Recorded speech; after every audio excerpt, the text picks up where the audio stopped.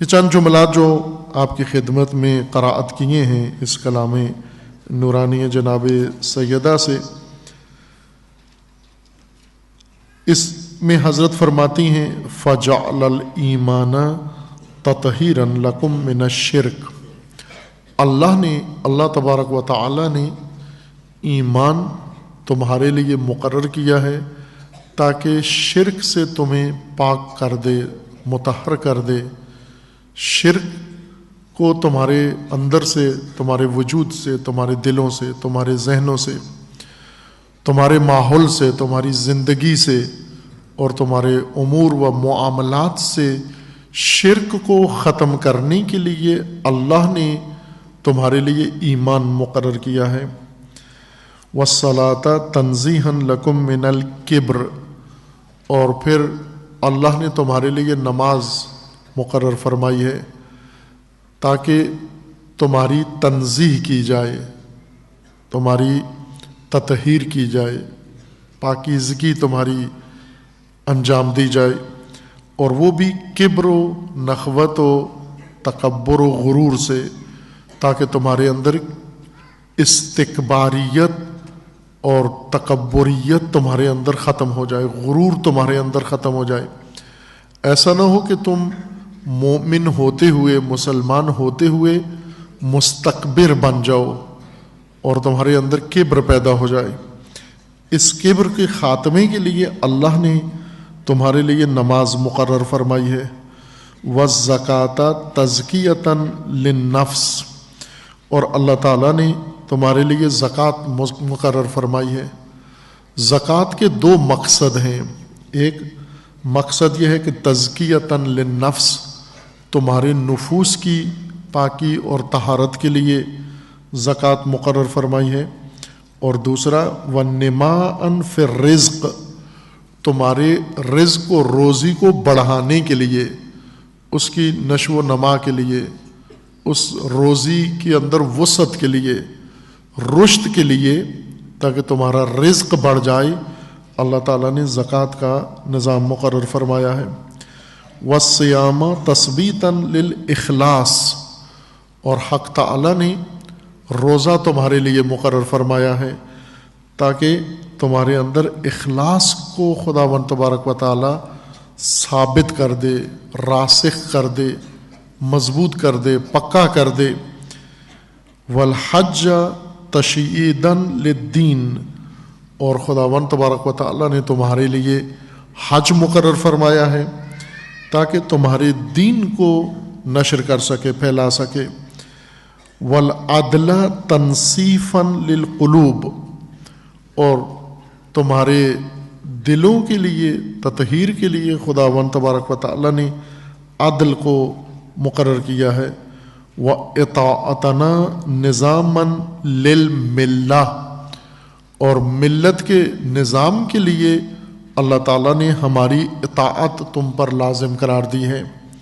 وَإِمَامَتَنَا أَمَانًا لِلْفُرْقَةِ، اور ہماری امامت خاندان اہل بیت اور خاندان رسول اکرم صلی اللہ علیہ وآلہ وسلم کی امامت امت کے لیے تفرقے سے بچانے کے لیے خدا نے پناہ قرار دی ہے۔ والجہاد عزاً للاسلام، اور جہاد کو اللہ نے اسلام کی عزت، وقار اور سربلندی کے لیے مقرر فرمایا ہے۔ والصبر معونۃً علی استیجاب الاجر، اور صبر کو خداوند تبارک و تعالیٰ نے تمہارے لیے اجر حاصل کرنے کا ذریعہ بنایا ہے۔ والامر بالمعروف مصلحۃً للعامہ، اور امر بالمعروف کا فریضہ مقرر فرمایا ہے مصلحت عامہ کے لیے، عمومی مصلحت کے لیے۔ وبر الوالدین وقایۃً من السخط، اور برائیوں سے اور غضب سے بچنے کے لیے، قہر سے بچنے کے لیے خداوند تبارک و تعالیٰ نے والدین کے ساتھ حسن رویہ مقرر فرمایا ہے۔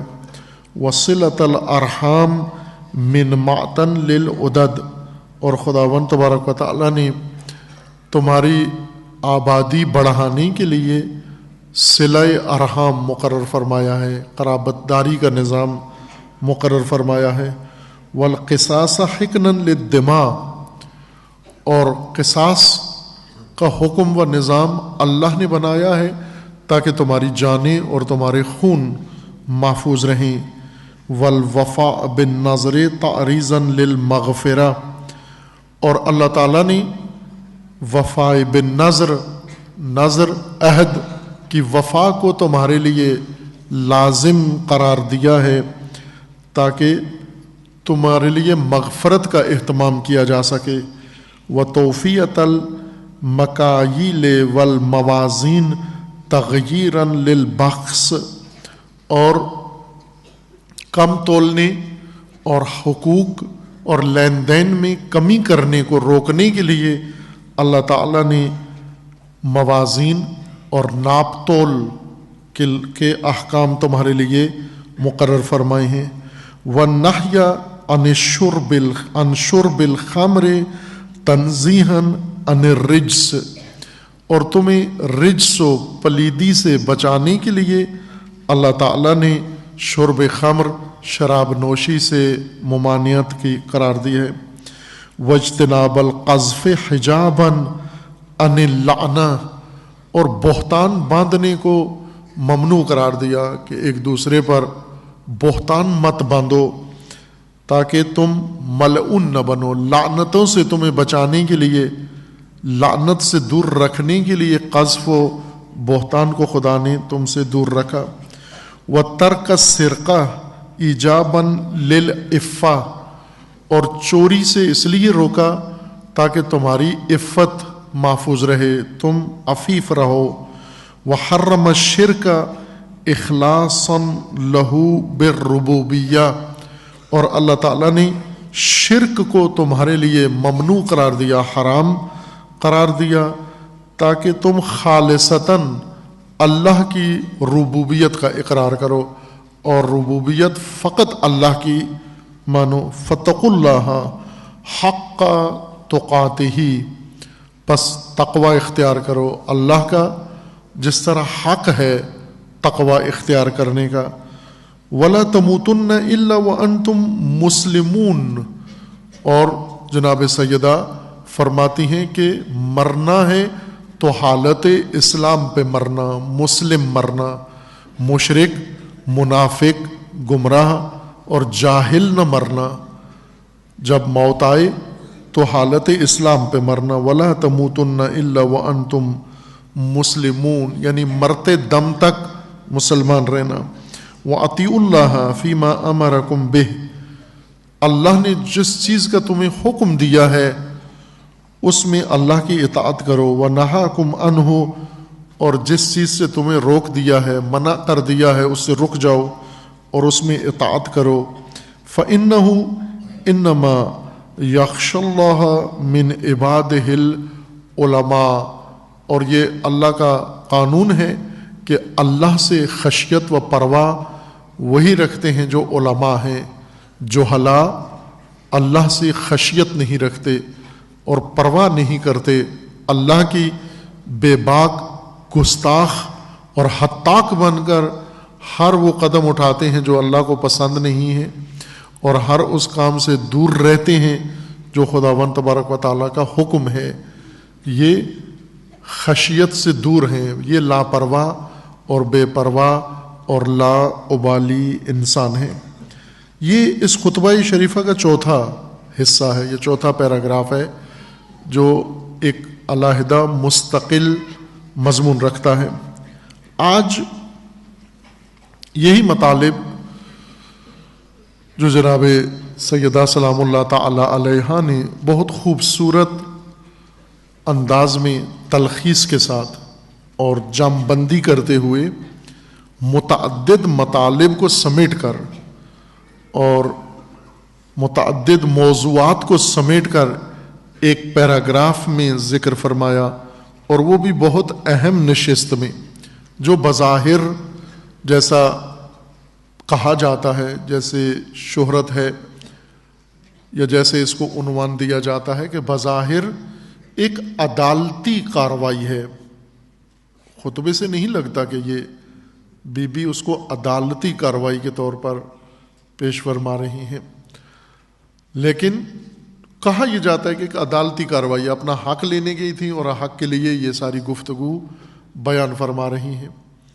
ظاہر ہے اس گفتگو کا اس باغ فدق سے کوئی تعلق نہیں ہے جس میں بی بی نے ہر حکم، دین کا اہم حکم، بنیادی حکم ذکر فرمایا اور ساتھ ہی اس کا فلسفہ بھی بیان فرمایا کہ یہ حکم کیوں ہے. عزیزان، آج یہ موضوع باقاعدہ طور پر ایک علم کی حیثیت اختیار کر گیا ہے، ایک سائنس ہے اس وقت. فلسفہ دین باقاعدہ ایک علم کی حیثیت اختیار کر گیا ہے. پہلے ضمنی ایک گفتگو ہوتی تھی علم کلام کے اندر، لیکن اب مستقل علم کی حیثیت میں متعارف ہو گیا ہے دنیا کے اندر. چونکہ ہمارا ماحول پاکستان میں زیادہ سیاسی ہے، علمی نہیں ہے، اور علم کی طرف رغبت اور رجحان کم ہے یا شاید نہیں ہے. اگر ہو بھی تو مہارتوں کی طرف، مہارتوں کو علم جان کر ہم کچھ مراتب علم کے حاصل کرتے ہیں، تعلیم و ڈگریاں لیتے ہیں تاکہ ملازمتیں حاصل ہو سکیں. اور علم غریب ہے، علم بہت ہی افسوسناک صورتحال ہے قوم کے اندر. اجنبیت ہے علم سے مکمل طور پر، اور علمی ادارے، علمی لوگ، ان کے مشغلے غیر علمی ہیں، بھائی کہ انہیں علمی کام میں مصروف ہونا چاہیے تھا، لیکن حالات نے یا مسائل نے انہیں غیر علمی مصروفیات میں ڈال دیا ہے. علوم سے جو لوگ سروکار رکھتے ہیں،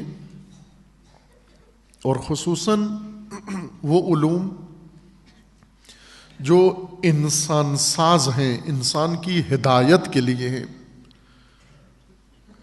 انسان کی زندگی کو سنوارنے کے لیے ہیں. کچھ علوم ہیں جو انسان ساز نہیں ہیں، انسان کے لیے وسائل ساز ہیں، وسیلے بناتے ہیں، مہارتیں ہیں یا علوم. انسان کو گاڑیاں چاہیے، وہ گاڑیاں بنا کے دے دیتے ہیں، لیکن جو علم گاڑی بناتا ہے وہ انسان سے متعلق کچھ بھی نہیں جانتا، نہ ہی کچھ کہتا ہے، نہ انسان کو کچھ عطا کرتا ہے. سب سے بڑا ہدیہ اس کا یہی ہے کہ لے لو، تمہارے لیے گاڑی بنا دی ہم نے. انسان کو کچھ نہیں دیتا. لیکن کچھ علوم ہیں جو انسان کو وسائل نہیں دیتے، انسان کو انسانی جہت دیتے ہیں، انسان کو انسانی مقام دیتے ہیں، انسان کو انسانی آگہی دیتے ہیں، انسان کو مقصد انسانیت پڑھاتے ہیں، اور انسان کو انسانی ماحول فراہم کرتے ہیں، انسان کو انسانی نظام بنا کر دیتے ہیں. یہ علوم جنہیں آپ زیادہ جانتے ہیں سوشل سائنسز کے عنوان سے، علوم انسانی، ایک اور ترجمہ ان کا سوشل سائنسز کا علوم انسانی کیا جاتا ہے. یعنی وہ علوم جن کا موضوع انسان ہے یا انسان سے متعلقہ کوئی حقیقت یا کوئی میدان یا کوئی پہلو ہے. ان میں علم کلام ایک علم جو ادیان ہی کے متعلق قائم ہوا، اور اس کے اندر عقائد اور نظریات بیان ہوتے تھے، پڑھے جاتے تھے، پڑھائے جاتے تھے. علم کلام کے اندر ہی ایک نئی باس آغاز کی. بعض مفکرین نے، غیر مسلمان مفکرین نے، کچھ سوالات ان کے ذہنوں میں آئی دین کے متعلق. اور جو بھی دین ہو، دین کی آگے شاخیں ہیں، یہ شکلیں ہیں. مسیحیت ایک شکل ہے، یہودیت ایک اور دین کی شکل ہے، اسلام ایک اور دین کی شکل ہے. اسی طرح دنیا کے اندر اور بہت سارے ادیان اور مذاہب رائج ہیں، کچھ متروک ہو چکے ہیں، کچھ کے کم ہیں پیروکار، کچھ کے زیادہ ہیں۔ ان ادیان کے متعلق کچھ سوالات ان کے ذہن میں پیدا ہوئے، اور وہ سوالات ادیان کے متعلق بنیادی سوالات ہیں۔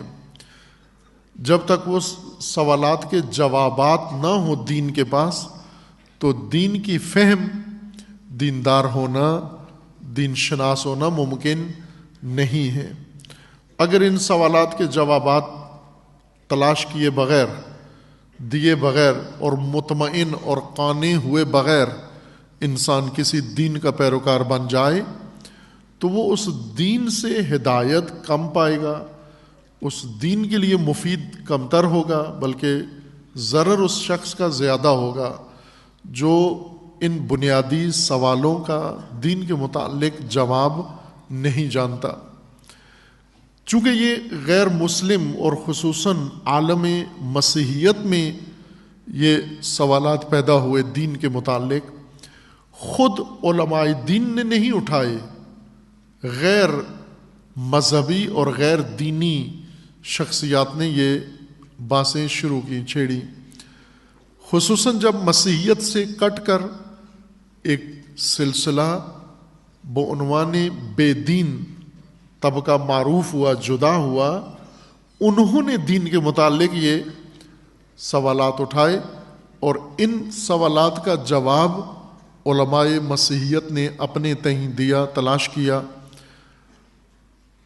اور وہ بن گیا موضوع فلسفہ دین کا، چونکہ وہ سوالات اساسی ہیں، بنیادی ہیں۔ دین اللہ تعالیٰ کی، دین اسلام کی بات ہو رہی ہے۔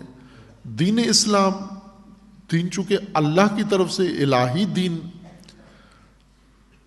اللہ کا دین، جو تعلیمات اللہ نے مقرر کی ہیں، جس طرح احکام ہیں، نماز، عبادات یا دیگر احکام ہیں، اجتماعی تعلقات، روابط اور روزمرہ کے امور کے متعلق حرام، حلال، جائز، ناجائز، ہر شعبے کے متعلق اور ہر عمل کے متعلق حکم ہے اللہ کا، یہ دین کہلاتا ہے۔